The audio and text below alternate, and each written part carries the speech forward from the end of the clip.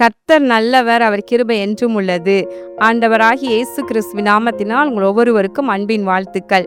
இந்த நாளிலும் விசேஷமாக ஜூன் மாதம் 20ஆம் தேதி இன்று வெள்ளிக்கிழமை. இந்த நாள் உங்களுக்கு ஆசீர்வாதமான நாளாக இருப்பதாக. விசேஷமாக இப்பொழுதும் நான் எங்கு இருந்து இந்த மன்னாவை வழங்கி கொண்டிருக்கிறேன் என்றால், ஈரோடு நகரத்தில் வைத்து நடைபெற்ற ஆசீர்வாத டிவியின் சிறப்பு கூட்டம் நன்றாய் நடைபெற்றது.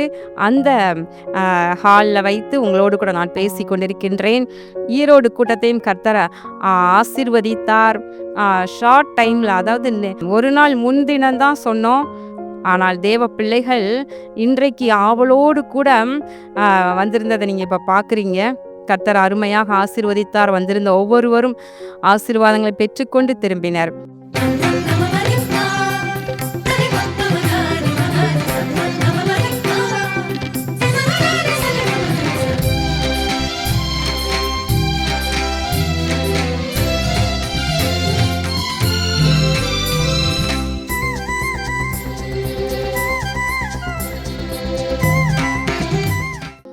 இன்று நாம் தியானிக்கும் வசனம் சங்கீதம் 31:15.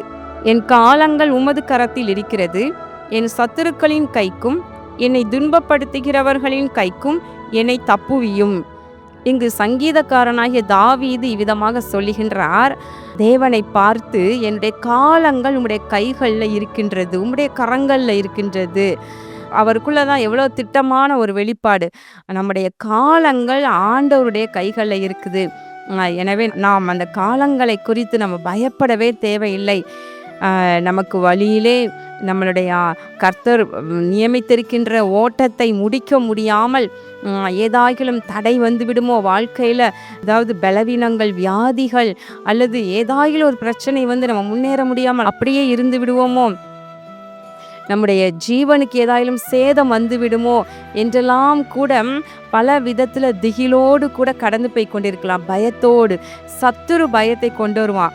இல்லை, நீ ரொம்ப நாள் வாழ மாட்ட, ரொம்ப நாள் வாழ முடியாது, ஒரு சின்ன வியாதி வந்ததுன்னா இந்த வியாதி சுகமாகாது, இது அப்படியே மரணப்படுக்கையாக போயிடும், அப்படியே மரித்து போய்விடுவா என்றெல்லாம் கூட சத்துரு பயமுறுத்துவான்.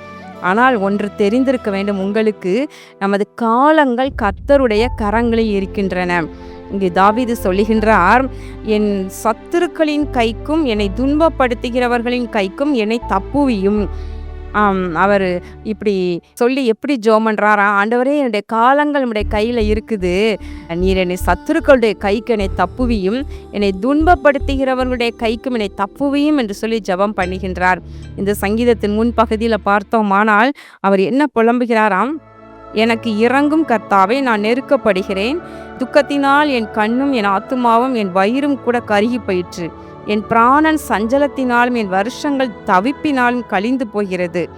11வது வசனம் பாருங்கள், என் சத்துருக்களாகிய யாவர் நிமித்தமும் நான் என் அயலாருக்கு நிந்தையும் எனக்கு அறிமுகமானவர்களுக்கு அருக்களிப்புமானேன்.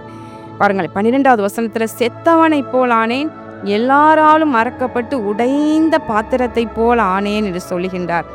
திகில் என்னை சூழ்ந்து கொண்டது, என் பிராணனை வாங்க தேடுகிறார்கள். நானோ கர்த்தாவை உம்மை நம்பி இருக்கிறேன், நீரே என் தேவன் என்று சொன்னேன். அவர் எப்படிப்பட்ட ஒரு நெருக்கத்தில் வாழ்ந்து கொண்டிருக்கிறார் என்பதை யோசித்து பாருங்களேன்.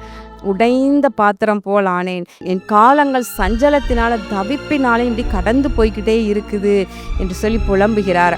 ஆனாலும் நானோ தேவனை நம்பி இருக்கிறேன் என்று சொல்லி, என்னுடைய காலங்கள், என்னுடைய ஆயுசு நாட்கள் ஆண்டவருடைய கைகளில் இருக்கின்றது. சத்துருக்கள் என்னதான் திட்டம் போட்டு என்னதான் என்னுடைய பிராணனுக்கு விரோதமாக வந்தாலும், ஆனால் என் காலங்களோ கர்த்தருடைய கையில் இருக்குது என்று உறுதியால் சொல்லுகின்றார்.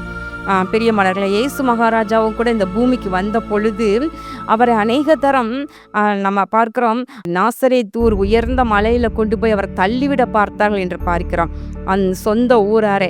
ஆனால் ஆண்டவரோ அவர்கள் மத்தியிலிருந்து மறைந்து போனார் என்று பார்க்கின்றோம். இதை போல ஒரு சில சம்பவங்கள்லாம் வந்தது.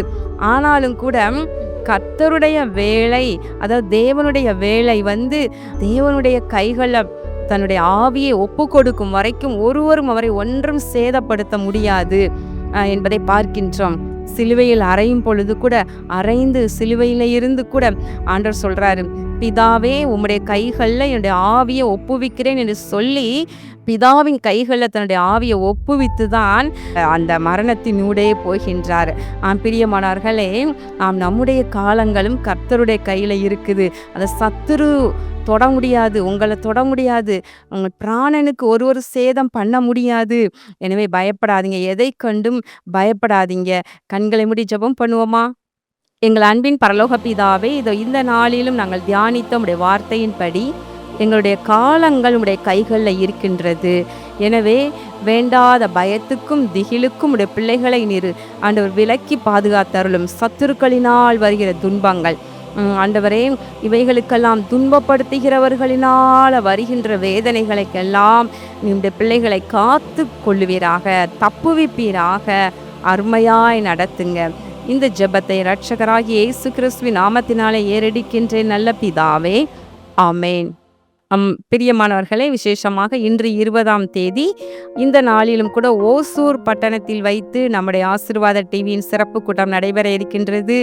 ஓசூரில் இருக்கிற தேவ பிள்ளைகளை, ஆசீர்வாத டிவி நேயர்களை நாங்கள் நேரடியாக பார்த்து அவர்களுக்காக இந்த கூட்டத்தில் ஜெபிக்கவும் மற்றும் உங்களை முகமுகமாக பார்த்து உங்களுக்கு ஜெப எண்ணெய் மற்றும் வாக்குத்தத்தங்களை கொடுக்கவும் நாங்கள் காண வருகின்றோம். என ஓசூர் பகுதியில் இருக்கிற தேவ பிள்ளைகள், நீங்கள் உங்களுடைய வேலைகளெல்லாம் முடித்து மாலை நேரத்தில் நடைபெறும் இந்த கூட்டத்திற்கு தவறாமல் கலந்து கொள்ளுங்கள். உங்கள் பிள்ளைகளையும் அழைத்து கொண்டு வாருங்கள்.